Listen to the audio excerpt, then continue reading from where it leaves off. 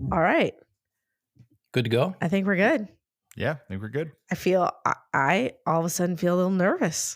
Well, it's Me been too. a while since we've recorded. It Yeah. has been a minute. Are you staying on, Corey, or are you going off? I think you just got kicked out of the room, Corey. I'm a little offended by that. It's like, are you going to leave us or not? Why are you sitting there looking at us? I don't know. I was feeling. You're welcome to stay on. You are so welcome to stay on, but he usually doesn't. Like now I'm more nervous. I know this is all going to be how Corey starts the episode too. 100%.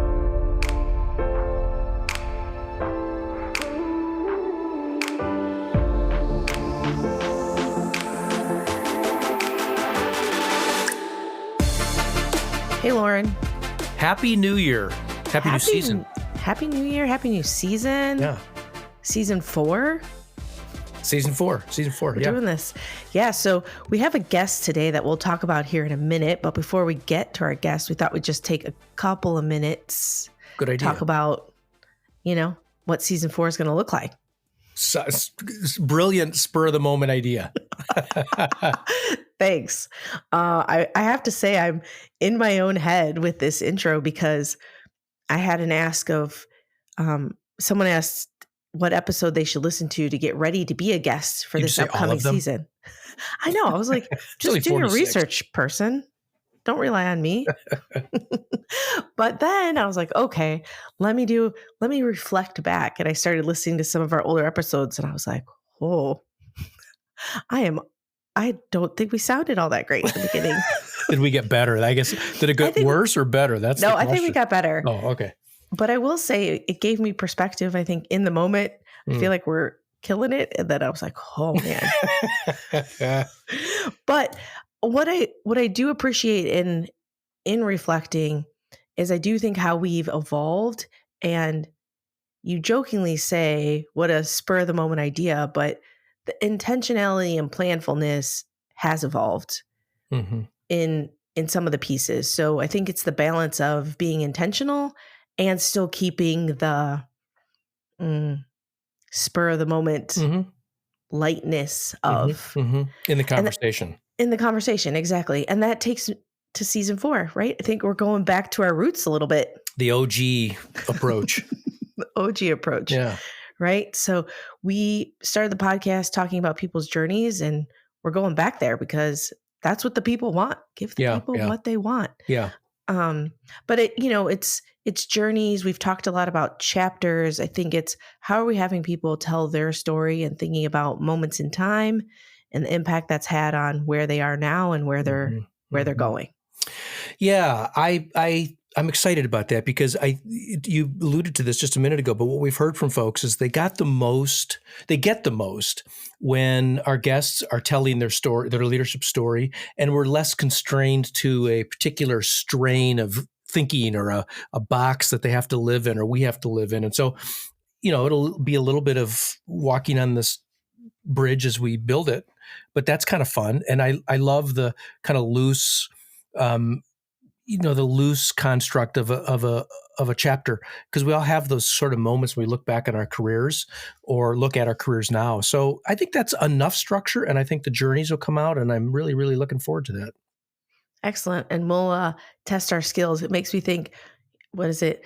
Tom Brady in the we might cut. He has 7 Super Bowl rings. I don't know if that's your benchmark. He has 7 Super Bowl rings, but he's not the greatest announcer. I don't know. I don't want to listen to him talk right now. Do you? I think we might have turned off all the Patriot and Michigan fans right there. Dang it. Yeah. Okay, we'll decide if we keep it. I kind of like him, just for the record. No. He just talks too much, as they all do. Maybe I like him when I'm not looking at his face. Oh, are we getting better? I'm not sure we're getting better. Maybe we're not. We'll have to take a poll later on. Anyways, so let's talk about our guest, because I think our first guest is someone we both know and have known and has been involved in many chapters of our lives. So Tell our listeners. Yeah, Dr. Jeremy Schenk, and I'm really, really excited about this episode. I think our guests are going to get a lot out of it. The more I get to know Jeremy and every interaction I have, my admiration for him grows. What I appreciate, he said something in this episode, Kelsey, about centering the other person. And that's exactly what he does in this episode. He mentioned all these people. Listeners will have to tune in to know, which people, because you may have some of the same kinds of relationships with these people, but he centered all these other people in the episode that were influential on his career, on his thinking. He's such a reflective person. So I'm really, really excited that he's with us. He's the Associate Vice President for Operations and Services in the Division of Student Affairs at Northwestern University in Evanston. Prior to that, he was Executive Director of the Norris University Center. He's been there about 9 years, I think it is. Prior was at Virginia Commonwealth University and Missouri State University. He is a faculty member, adjunct in Northwestern's higher ed program. He's the past president of ACUI, which stands for the Association of College Unions International. Interestingly, I know this because he told me, last summer he completed a half marathon. Very cool.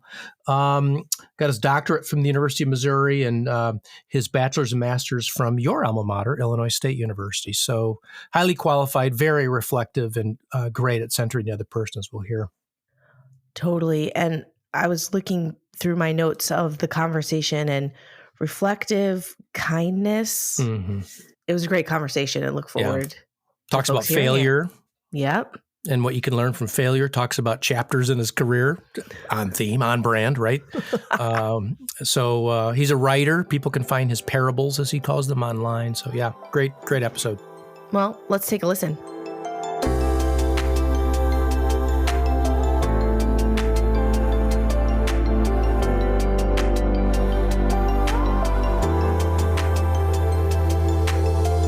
Jeremy and Loren, how are you all today? Happy New Year. Happy New Year. Yeah, Happy New Year. Yeah, I'm doing great. It's I'm excited about what 2025 is going to bring. So, yeah. Excellent. Well, I think we the debate on how long you can say Happy New Year for, I don't know. Month of January, I've decided. Okay. I think that's fair. Yeah. Month of January and the first time I see you, right? Yes, could be July, but yeah.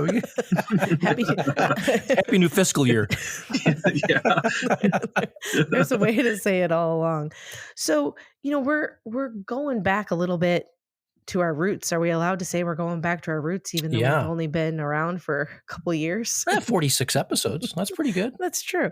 But really just around the storytelling of folks' journeys. And Jeremy, you're one that your professional journey in particular has crossed paths with Loren and I over the years in many ways. And I think we've all, some of us have kind of grown up in the industry together, more aligned or not. But what has your journey been that has led you to the place you are right now? Like, give us a little bit of context about you and how you got here. The Jeremy journey. Yeah, the Jeremy journey. Wow. JJ. Yeah. Here's your book title. Yeah. No kidding. So my journey really, it'd be easy to say where I started, which I started at Illinois State University as a student and then a staff member. But, my higher ed journey actually kind of goes back further than that. I was held back in first grade. And I remember that kind of stuck with me for a good portion of my life. And so I was just like an average student. I didn't know I was going to be a first gen Pell eligible college student. But it wasn't a guarantee that I was going to go. It wasn't something that I wasn't sure academically wise. I wasn't there. And as a freshman in high school, I walked past this assembly, and they were people who had made honor roll, got to invite back a teacher who had an impact on their life. And I was like, how cool is that? And I had this teacher when I was in 8th grade named Mr. Parker. And Mr. Parker had this ability to connect and reflect with you. And really just every time I was in his class and his storytelling he would do, it really just inspired me. And so in that moment, I said, I'm going to work hard. I'm going to get on honor roll, and I'm going to be able to invite Mr. Parker back. He needs to be here and get recognized. And so the next year I worked my butt off, made honor roll, got to invite Mr. Parker back. But in doing so, I also reflected on, I'm smarter than I ever thought I was. And I actually have the potential to go on and do other things. And that was the first time where college really, I thought this could happen. And so that just trying to recognize Mr. Parker actually is what kind of helped me recognize, even in myself, that, this college journey is possible. And so I started then at Illinois State University, and living in Waterston Towers. Working in Waterston Towers is the milk boy in the morning, early in the morning, navigating, filling the milk bottle jugs and everything else, and trying to navigate classes and what it means to be this new and first gen student. In a particularly really rough week, it was like week 3, I was already doing bad in some of my classes and just wasn't sure if I was cut out. And I was there and I was going to load a big bag of milk in their milk machine, and it catches on the corner, and I'm covered in gallons of cold white milk all over me and just felt crushed. And one of the women who worked in the dining center walked over and said, "Honey, it's all going to be okay." And that moment kind of helped me realize it's all going to be okay, not just there and in that moment, but throughout this whole journey. And so that really sparked it. And I got involved in the Association of Residence Halls. I had great advisors who were able to mentor me, and then went on and worked in both housing and student life, and started my career as a hall director, moved on to the student unions and campus activities, and progressed through. And it's really what's led me to today, which is this real appreciation for just the impact professionals in our field have at every level, and how they can transform a student's experience and their journey. And so the real importance of just kindness and engagement and reflection. Mm-hmm. What year was Mr. Parker, did you say? 7th grade. Well, 8th grade. He was my 8th grade teacher. He was yeah. And did you ever have a chance to tell Mr. Parker this reflection that you've just shared with us? Yeah. So last year, some of the faculty in the College Student Personnel Administration program at Illinois State submitted my name to go into the ISU Hall of Fame, and for the College of Education, I got selected. And so I had to go and give a speech at one of their events. And I reflected on that story in the speech, and it got videotaped, and I sent him the video, so he was able to hear that. Oh, that's so wonderful. Yeah. That's awesome.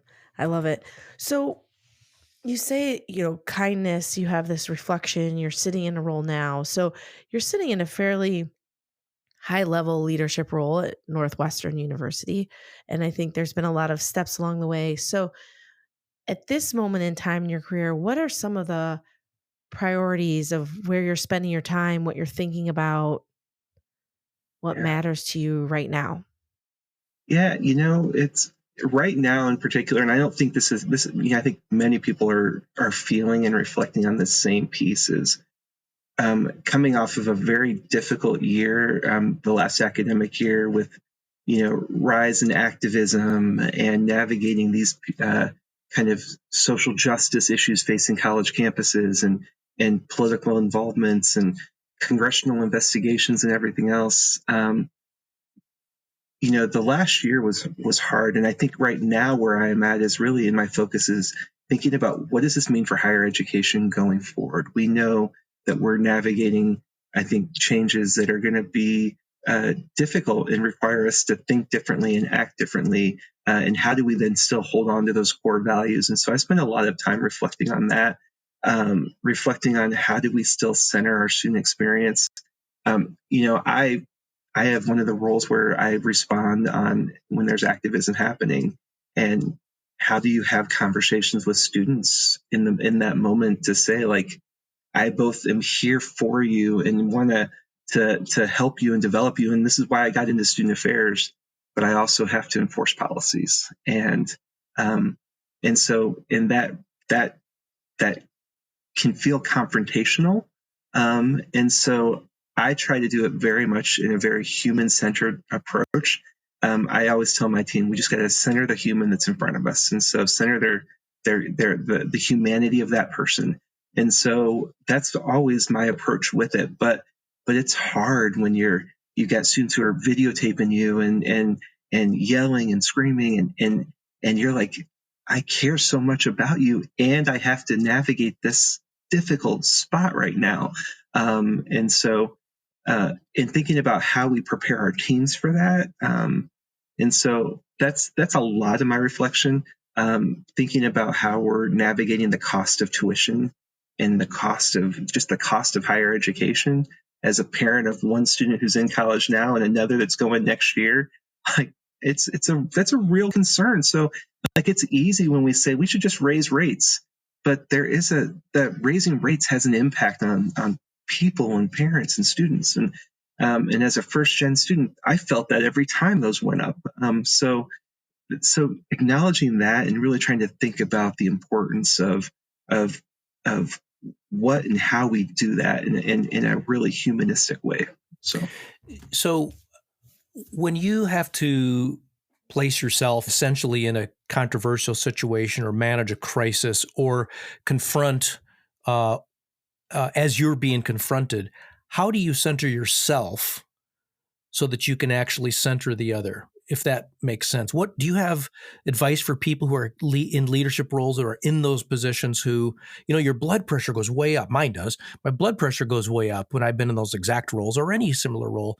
And when I've done it well, I've found a way to sort of counteract that. And when I've not done it well, it's sort of driven my behavior. Do you have advice about how you do that to center that other person after centering yourself?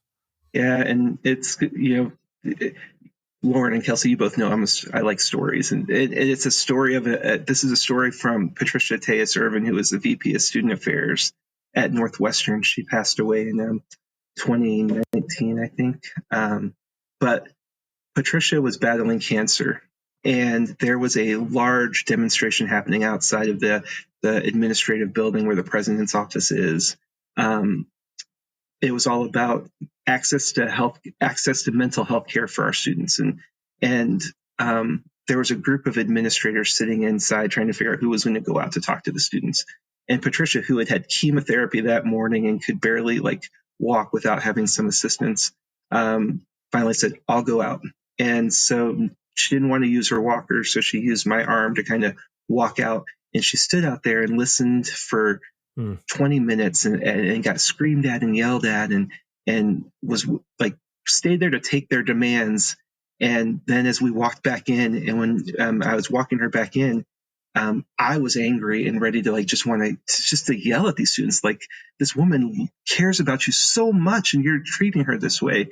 And her response right when we walked through the door was, they are in so much pain and we've just got to figure out a way to help them more. And that just reminded me in all of these moments that when you're going through the hard things is that our students are passionate. We bring them to these campuses to change the world, and they're going to start right here with where they're at. And so, and it's always about more than just you. And if you can see through that and see through the pain and just really get to the heart of what the issue is. Yeah, that's the empathy part. It's not, and I wish I was as good at it as Patricia was. Those are powerful moments, and it makes me think to this ability then to lead your team. And as we were talking about having you come on the podcast, Jeremy, I think there's a presentation you did, but a lot of what you've been thinking about too is over the years, everyone talks about their successes, right? So what have they done well? How have they done it well? And I think a lot of times we can hindsight maybe give well, but I think there's been some moments in time, and I've heard you talk about some of the failures or how you maybe fail forward is a term Loren likes to use, but kind of share with us a little bit about how you have used some failures to move yourself and your team forward. Yeah, absolutely. Kelsey, I did this session last year at ACUI. It was parables, lessons learned from a flawed student affairs professional. And I just highlighted just different things that I had learned throughout my career, things that, silly stories. Like I was at Missouri State University, and I was Thomas Lane was my direct supervisor there. He's now the VP of Student Affairs at Kansas State.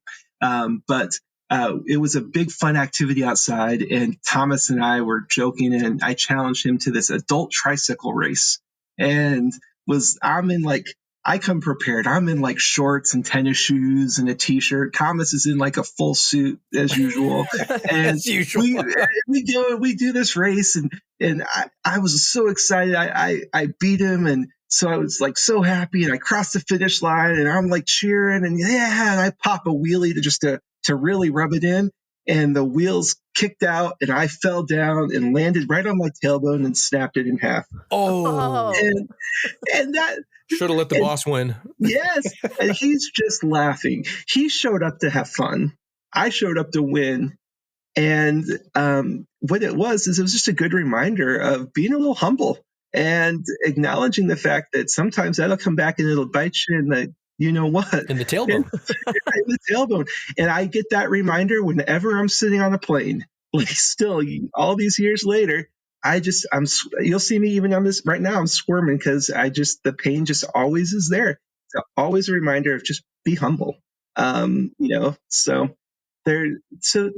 are lessons. And what I like to, in terms of how you interact with people and I reflect a lot on that. COVID was such a hard time. And that was when it really is in that moment of hardness was also where I saw that I had the potential to think more structurally and institutionally beyond just even the student union activities side. And that was what prompted me into the AVP role. But I was so focused, and every day I was coming in and out and was maximizing every minute. And I had walked into the office and was on checking emails while I was even walking, trying to get into my office, and went in straight to a call and was on back to back Zooms. And I came out like 4 hours later, and I saw one of my staff members, Dornette, and I said, "Hey, Dornette, how you doing?" She's like, "Oh, you're going to talk to me now?" And I said, "What?" And she's like, "Yeah, when you walked in, I said good morning, and you didn't even notice." And I was like, "Oh my." Focused. Yeah. And it just was this reminder of, how could I let that happen? What was I telling my team? What was I showing my team in how I was navigating that? And that moment of just being called out, she liked Starbucks. So I later had a gift card from Starbucks sitting on her desk with, "I'm really sorry." But I then said, I need to make sure I'm just present and engaging when I'm walking in and out, and can't just maximize every minute. I have to not forget about the people, because it's the people that keeps me here. It's the people that I love about the job. But it was really a great reminder on just those little failures. And so, and if I always say feedback is like a gift. And if somebody gives it to you, you can take it and you can get angry about it, or you can take it and reflect on it and say, okay, how can I learn and grow from this? And that's what I've really tried to focus on right now, is like, how do I take these mistakes and failures and things that I don't handle well, and both look for the learning that can occur in it. And now I've hit a point in my life where I'm starting to document that more. So like I'm writing like these stories down into like a book for my kids, and they're like, "Why don't you give it to other?" I'm like, "I don't want to give it to. But I want you all to have these stories that kind of made up who I am for someday when I'm not here. I want you to have that." When you think about the environment, is there something that you did or a way the culture was that set up the environment for her to feel comfortable to call you out on that? Because I think there's many times where that exact situation would be playing out and the person would feel the way they felt, but not feel comfortable saying anything. And then, the cycle continues and nothing changes. So was there something that you had done intentionally or the culture had allowed for that feedback? I'd like to think it had something to do with just in general how I would lead and how I approach things with empathy and really try and ask for feedback. when I arrived at Northwestern, I did this similar when I was at Virginia Commonwealth University. We went through and did 5 dysfunctions of a team as a team. And if you're familiar with that model by Lencioni, the base foundation is trust. Like if you don't build trust as a team, and so what I would tell my teams always when I started in a new job, I'd ask my team members, so how many of you feel like I should trust you automatically right now? And I said, be honest. And they all raised their hands. And I said, I want you to know I completely agree. And how many of you feel like I need to earn your trust? And please be honest. And people would slowly start putting their hands up. And I put my hand up and I say, I agree. And that's the role of the leader, is to know that I have to give trust automatically while knowing I need to earn the trust of all of you. And I'm committed to doing that. And so I hope maybe it was those messages and that genuineness that made her feel comfortable in sharing that. I do think it's how you respond. If I had responded differently, I think it would have shut it down completely. I'd never hear anything again. Mm-hmm. So Kelsey's right. I like to think about failure as this really important teacher. In fact, there's a group, I think it's called Fail Lab. They do conferences now and then, and it's stories like you just told that allow the lessons to sort of be revealed, right? And what I'm wondering is, how do you encourage your staff to fail within some, as a means of both innovation and learning? Is there anything that you do to help people take those risks and learn from them? Yeah, I try to encourage that, and especially I'll just put the caveat out there too, that at a place like Northwestern, our students are afraid to fail. And our staff are not far behind who are here in the faculty. I mean, there's this culture of this fear of failure. And I go back to, Kelsey, you probably remember from Illinois State, there was Preview, the orientation program. I was a preview guide at Illinois State. So you did all the responsible things at Illinois State. I don't think we had the same experience. Well, we may have bumped into each other on a Saturday, but I don't know.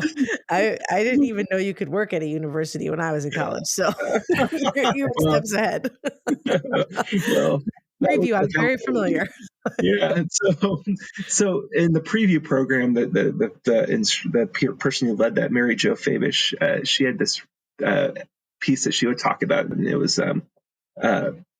there was 2 things I still remember as the lessons. One was check your ego at the door, which was always a good reminder, and then one was successful failures, and that when you fail, you can really make it a success by learning from it and reflecting on it. And so, I think the way you help promote it now is that when you have those failures, it's how you respond and engage in the dialogue afterwards with your team, and really open it up to what learning can occur through it.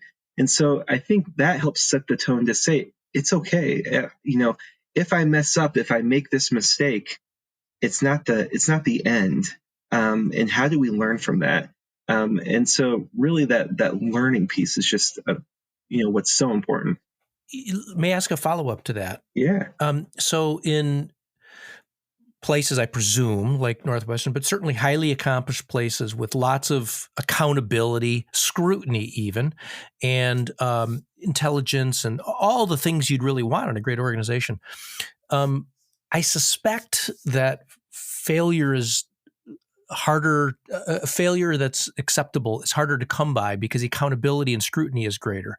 And maybe particularly as you sort of move higher, to use a hierarchical way, in an organizational chart or administrative institutional chart. Do you have ways that you would recommend to listeners they also help socialize failure as learning and acceptable up, if you will, to others at the institution? Has there been ways that you can think of that have been successful for you that way? I think what I've tried to do is when you're having to communicate up a mistake or a failure, to a senior staff member, or if I get a notice from the president's office and they're like, can you look into this? And, I look into it. It's not just in that moment when I'm responding back that I summarize both the issue, the context of the issue, but also lessons we learned from it and things we're changing. And so I try to frame it right from the get, like in the response right away. So rather than just saying, yeah, we messed up, but give the kind of what you're going to do next right away. Very good. Yeah, I think this how you react in your behaviors, which makes me think of your behaviors in the moment. It's the continued follow-up, I will show you kindness and empathy even when things aren't going exactly the way they need to be going. And we will continue to work through this together, just builds on that trust over and over and over again. So I would imagine that sometimes that's harder to do than others. I mean, it is for me. Mm-hmm. So what kind of keeps you grounded or in a place that you're able to be there for the team to keep showing up as that leader that you want to be? Yeah, for me, it's, figuring out that this is a part of my life. It's not my entire life. And so when I go home and I get to spend, and I'm not always great at this. There are days where I will bring work home with me and it's weighing heavy on my shoulders. And my wife will tell you that the thing she hates that when I respond is, I'm fine. Like she was like, how was your day? It was fine. That's almost always a sign that it wasn't. And that's me carrying it home and trying to not talk about it. And frankly, I have like an hour commute now. So I really try to use that hour commute each way to get my mind at a good spot when I get to work and to get my mind at a good spot when I'm leaving work. And when allowing that there's so much more to life than what we're just doing here. And so, and when I feel out of whack is when I'm not finding myself fully present in each aspect, whether it's fully present in the office or fully present when I'm with my kids or fully present when I'm with my wife or getting up and going to work out even when I don't want to. That's when I know things are out of whack and I need to pause and recenter. And I think that's what helps get me through those times, Kelsey. I like it. Do you have a story of when you've had to do that recently? Yeah. Well, yeah. Well, you're just looking for all the inside gossip. We're gonna peel the onion back. Tell me about a time you were fully present with your wife. It's about your wife. No. If you don't, that's okay. No, there.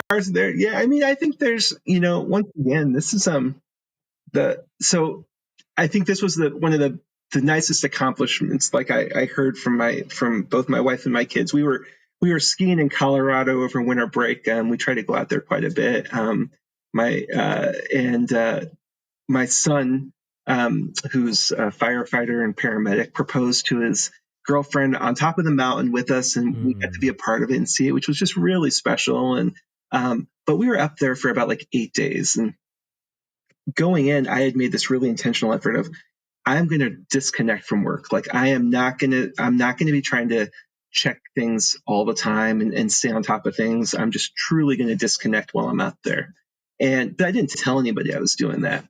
And we were driving this long drive back from Colorado, and my kids said, "Dad, by the way, you didn't even work while we were on break." And Kate was like, "Yeah, you didn't even work. I'm really proud of you." And it was actually an intentional effort on my part, but it was even more rewarding and maybe more scary to know that they noticed. Mm-hmm. Yeah. So what does that say? How often we're looking at our phones, right. How much we're doing. Yeah. I used to be guilty of that too. I used to see earlier in my career vacations as sort of, let's say, 7 days of uninterrupted time. And how much can I get done if I wasn't being interrupted all the time? And that's kind of the point of it, isn't it? Not to be interrupted. So, I always hate it when people are like, oh, now I have time for my work or my job. It's like, well, it's actually all your job. If you're at a conference or you're in a meeting And then they're like, now I have time to do the real work. It's like, well, wait, what delineates real work and fake work? The important work. It's like, it's all work. Jeremy, Kelsey and I, as we were thinking about this season, sort of happened upon this notion that when you look back at a career, when you've been doing this for a while as you have, there seem to be chapters, and they're not tidy. Sometimes you move in and out of them. They're certainly not the same for everybody. And so when you look at your career, do eras, that's kind of that's Taylor Swift time, right? I've just done an era. We should have called it eras. Yeah. Be careful. Yeah. We might have to pay her for that. I don't know. So, careers are full of eras or chapters. And when you look back, is that true for you? Are there sort of chapters of your career that you can kind of see more visibly now? And when you look at them, have any of them been particularly great or particularly hard? Yeah. Loren, actually, this is one of the stories, the parables I shared in the conference and I've written about, which is so. Yes, and I see them almost as sectors. Like, I've been at 4 different universities, and each one I learned different things from. Illinois State University I worked at, that was as a young professional, that was kind of the me really coming to kind of know what I know and know what I don't know. I then became a director at Missouri State University and was there for like 8 years. And then I went to Virginia Commonwealth University and then Northwestern. So I used to think of those all as different like chapters, but really even within that, there was different learning that occurred. But in these scenarios, when I look back, when I took the job from Missouri State University, my wife and I, Kate, we had 2 kids at the time. We had gone down to interview at Springfield. I'm a big ISU fan. I love Illinois State University. It is still a place that when I step on campus, it just warms my heart to be on campus. It was close to family. Our son was born and lived in Watterson Towers. I mean, it was like, that was a special place. But I felt this calling to say, okay, is it time to think about what could be next? So we went down to interview in Springfield at Missouri State. And Kate came with me to look at the town because this was going to be a big move if we decided to make this. And we really could see how we could raise a family there. And then did the interview, and then and Kate was pregnant at the time. And about 3 weeks later, Kate was going to a doctor's check-in appointment. I was going to work. I had an earlier meeting. It wasn't going to be an ultrasound meeting, so I was not overly worried about missing it. And Kate was at the appointment, and the doctor said, I think we should do an ultrasound. And she's like, Jeremy's going to be really upset that he missed this. And then when they did the ultrasound, they had realized that the baby had passed away. Oh. And Kate called to tell me I needed to come to the hospital to meet her. And when I hung up the phone and was getting ready to go drive, I got a call from Thomas Lane offering me the Missouri State job. Oh, wow. And I had to say, I'm in the midst of navigating some really hard stuff as a family. Can I have some time? And he's like, of course. And, we got through that time. And a few weeks later, we decided that we still felt compelled to go make this move and went to Missouri State, about, I guess, almost like a decade later. I'm at Virginia Commonwealth University, and I get a call from, I had interviewed at Northwestern. We were debating about, our son was in 8th grade. Is it, if we're going to make a move, it's time to make this move before he starts high school. And I got a call from my doctor, and it turned out this spot that was on my head was cancer, and I was going to have it removed. And I hung up and was about to call Kate, and my phone rang, and it was Julie Payne Kirchmeier offering me the Northwestern job. And in that situation, I then called Kate and I said, I got skin cancer and a job offer. But in both of those scenarios, what I learned is those both led to incredibly powerful chapters of our life, where I developed as a person, as a father, as a husband, as an employee, and professionally. And so even through like what was like hard and unbearable in the beginning led to just this transformative time. And then even at Northwestern, going through COVID, I had always wanted just to be an executive director of a student center. That was it. Like that was like I was in the job that I was going to be. But then I was placed on these committees during COVID to represent the division institutionally and realized maybe there's something, maybe my brain could help out the university in some other ways too. And all of a sudden, this potential of becoming an AVP was kind of sprung from this really hard time professionally, but still getting through that hardness led to something really great. So it's been a reminder to me that we can do hard things and get through hard things, and the sun will come out. Indeed. Wow. That's really, really powerful. Thank you for sharing that. Yeah. I mean, I think it's a reminder that it's, all the pieces. Yeah, it's a lot. Thanks. Yeah. Is there anything else that you wanted to share that in your prep for this? If you prep? Yeah, I did prep a little bit, but the one other thing I had reflected on a lot, my doctorate, I've shared I was a first gen kind of low income student, so the thought of going to college was a big step. Getting my master's was a big step, but when I went to get my doctorate, there was a whole level of confidence piece that, and we talk about this imposter syndrome that we have as new and I think it's important to acknowledge that exists at in every level of your profession, right? Every level of your career, it's there. It's that voice that's always telling you on the inside you can't do this. And even for me going through my doctorate, that voice was telling me every step of the way, you can't do this, you can't do this. And but when I finally got it done, got to go, and I got to go see my grandfather, who was dying from cancer at that time, and I wanted to bring him the diploma and show him the diploma. And he saw it and he looked at me and he said, "You're the first in our family to become a doctor, but because you did it, you won't be the last." And it was as if that, like, he was speaking right to that imposter syndrome voice, and just telling it to, like, be quiet, and like telling it that, like, and I realized, like, you can be the first, and because you've done it, you're not going to be the last. And at that point I was like, I don't have to worry about it. It's not faking it anymore. You're not faking it till you make it. You've made it. You're just doing it. You just do it. Just doing it. And it makes me wonder, because as you go into different chapters or different experiences, I think that voice continues to come up. What kept you going? I mean, now it sounds like you have this kind of closure and settledness in who you are as a person.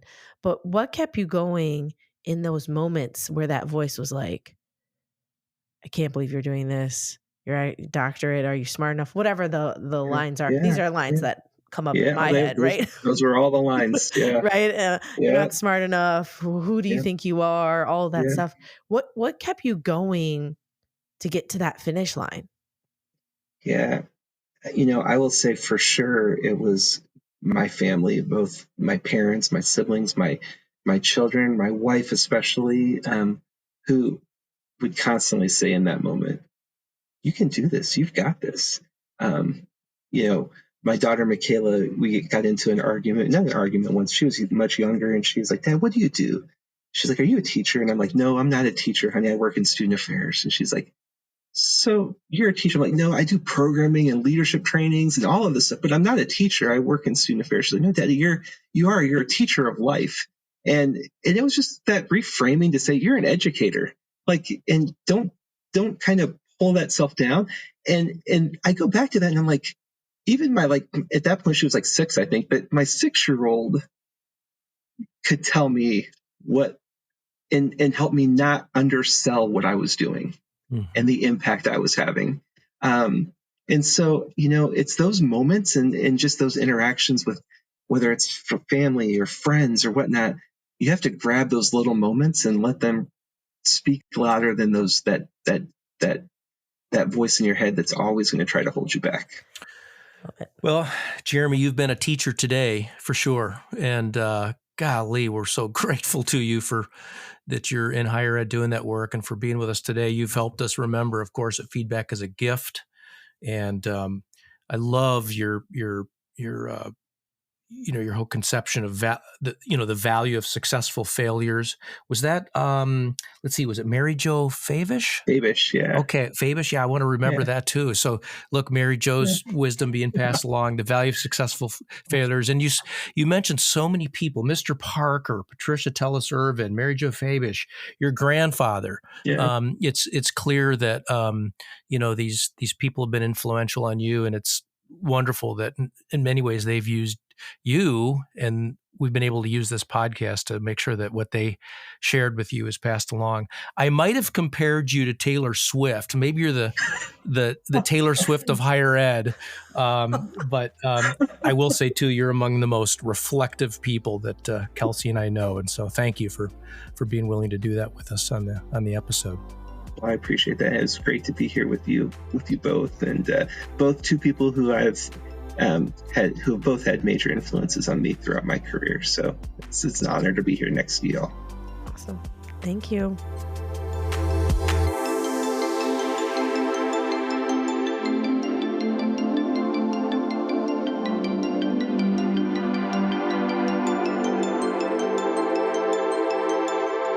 All right, are you ready for some extra credit? Always.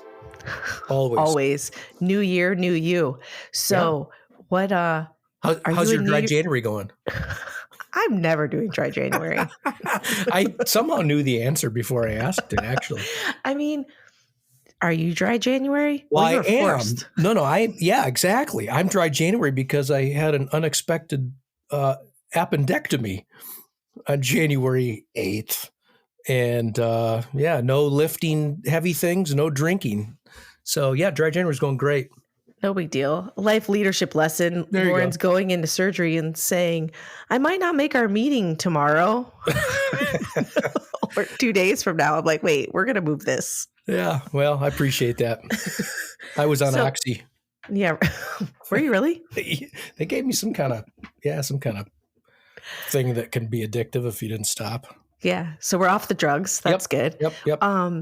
So you had New Year's resolution, dry January. No, I didn't resolve that. Oh, it just came to you. No, it just happened. It happened because of the surgery. Yeah, no, All right. Are you feeling? How are you feeling? All good. Went to the gym this morning, walked 3.5 miles. No lifting, but all good. Excellent. Yeah. So moving right along. Yep. Perfect. Do you have a resolution? I don't really believe in resolutions because I don't keep them. Seems. I do get on board with the word of the year. Oh, yeah. What's your word? Right. Can you share it? Well, that's interesting. Yes, I haven't really settled on a word, which maybe is a sign of something. Grounded. Oh. Grounded seems to be the one that's sticking with me. Okay. Maybe I'll be firm in that by the time this episode goes out. So we'll go with grounded, just being settled in all things as everything seems to be spinning around. And were you grounded a lot as a child? Different kind of grounded, right? Oh, do you know my grounded? So the one time I was grounded, I got in trouble for talking too much in class. Shocking. And look how that's worked out for you. Seems I should go back to that teacher. So send a note home. Kelsey talks too much in class, blah, blah, blah, blah. So I got grounded from Growing Pains. I couldn't watch the TV show Growing Pains. I mean, I was devastated. I had a door-sized poster of Kirk Cameron in my room. That's how much I loved Growing Pains. It was cute. He was cute. Are you into this thing, intentions? That's the new thing. Not resolutions, but intentions. Have you heard this? Oh, no. Tell me. I don't really know if I understand it, but intentions are a little less you did it or you didn't. It's a little more I'm going to try harder at kind of thing. Some people are into that. It feels kind of like resolutions light, I got you. Like I have intentions, but I don't feel guilty if I have a cocktail. Exactly right. Yeah, during dry January. The idea.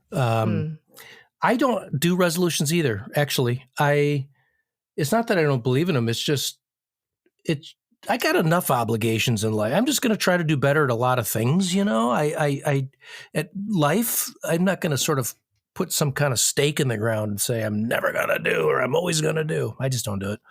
As soon as I say I'm never doing something, I end up doing it. Yeah. So yeah, it just doesn't really work in my favor. And what I should have said is I'm going to try to have some kind of surgery this year because I knocked that baby out on the 8th of January. Done. Meet that minimum copay, or what is it? It's kind of like, it's kind of like, sometimes I do a project, but it wasn't on my list. So I put it on the list so I can erase it. Yes. I should have said, I'm going to get surgery this year just so I could knock that thing off right on the 8th, Well, here's to making lists, intentions, resolutions, the word of the year. Happy New Year.